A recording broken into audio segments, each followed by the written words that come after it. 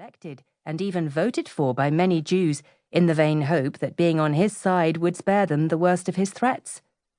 German Jewish newspapers in the 1930s flatly refused to believe that Hitler would execute on his worst stated instincts. Europe in the 1930s had many similar warnings to today, mostly ignored or rationalized. A new wave of populism, both in Europe and the United States, demands that we view the rise and ultimate demise of fascism in the 1930s differently.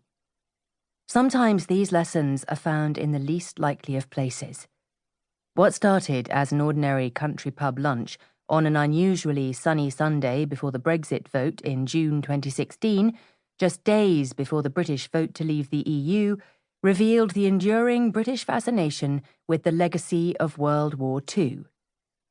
Billboards proclaiming, "Jerry's go home," evoked the Second World War front and centre at the core of the British psyche today. Remarkably, the archives of British history present an entirely different and hidden history of Britain in the 1930s, one marked by German complicity at the highest ranks of British society. The narrative of the brave forces upholding democracy and a fragile new world order could just as easily have tipped the other way in England, the flashpoint of liberal democracy in the days leading up to the war. There are many implicit parallels to England in the 1930s in today's world. One of the most troubling is complacency and its repercussions. During this period in England, from Chamberlain's policy of appeasement to a groundswell of support for Hitler among the British ruling class, the future of democracy turned on the head of a pin. The potential for Britain to succumb to Nazi Germany was a real possibility, and a probability that was avidly advanced by an influential segment of the country's elite and systematically covered up by its government as too dangerous to reveal, even decades later.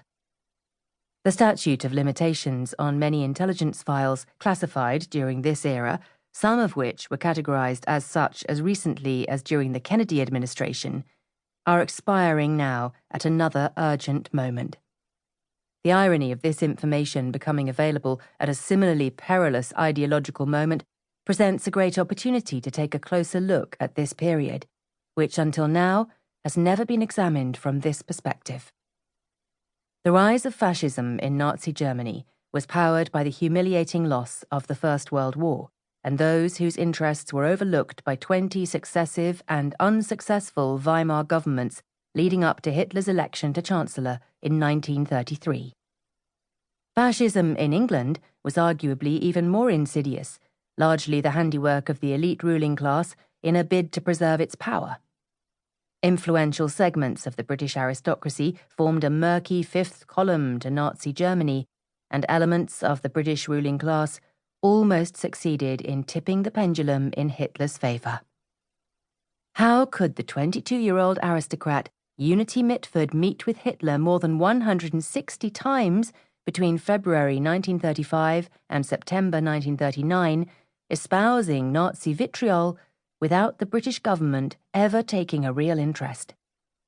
A dangerous combination of complacency and complicity among those with power and influence in England during the 1930s nearly toppled a proud and long-standing democratic tradition. If Britain, along with the rest of Europe, had fallen to the Nazis, approximately a quarter of the world's population would have lived under fascist control, likely for generations. While the story of the Nazi march through continental Europe is well documented, Britain's ideological vulnerability has been largely overlooked.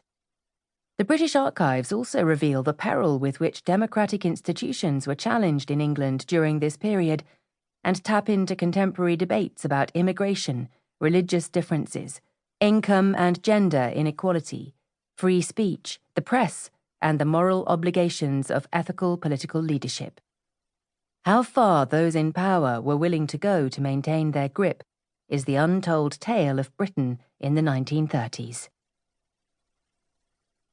I began to think about the period of the 1930s in England some years before the accelerated erosion of democracy that has characterized the maelstrom of political life in the United States, Britain, and many other European countries since. My interest originated in